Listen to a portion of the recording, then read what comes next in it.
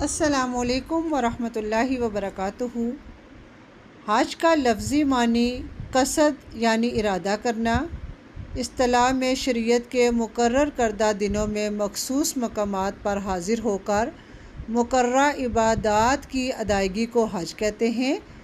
حج اسلام کے بنیادی ارکان میں سے ایک رکن ہے جو ہر صاحب استطاعت پر فرض ہے، زندگی میں ایک بار فرض ہے۔ حج اللہ کی ملاقات کے لیے اس کے گھر کی طرف سفر کرنے، اس کا طواف کرنے اور اس کی خاطر جسم و مال کی قربانی دینے کا نام ہے۔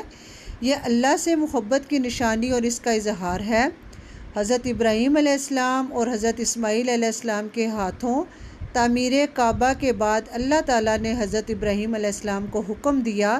سورہ حج آیا نمبر 27 میں اللہ تعالیٰ نے فرمایا، اور لوگوں میں حج کا اعلان کر دو، وہ تمہارے پاس پیدل اور دبلے اونٹوں پر ہر دور کی گھاٹی سے آئیں گے۔ اس حکم الہی کے بعد حج کا باقاعدہ آغاز ہوا۔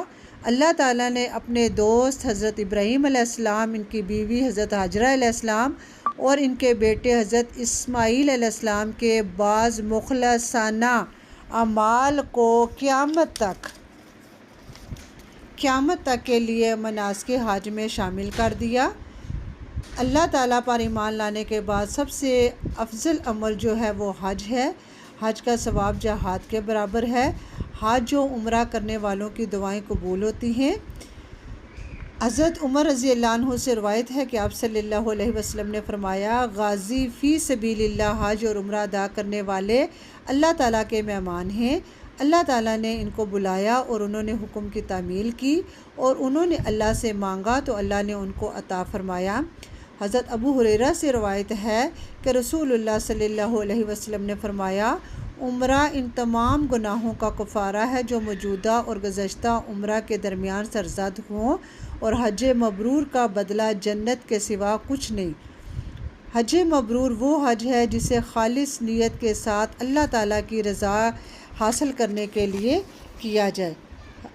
نبی صلی اللہ علیہ وسلم نے فرمایا، جو شخص حج یا عمرہ یا جہاد کے ارادے سے نکلے اور اسے راستے میں موت آ جائے تو اللہ تعالیٰ اسے قیامت کے دن غازی، حاجی یا عمرہ کرنے والے ثواب عطا فرمائے گا۔ اللہ تعالیٰ ہم سب کا حج قبول فرمائے، آمین ثم آمین۔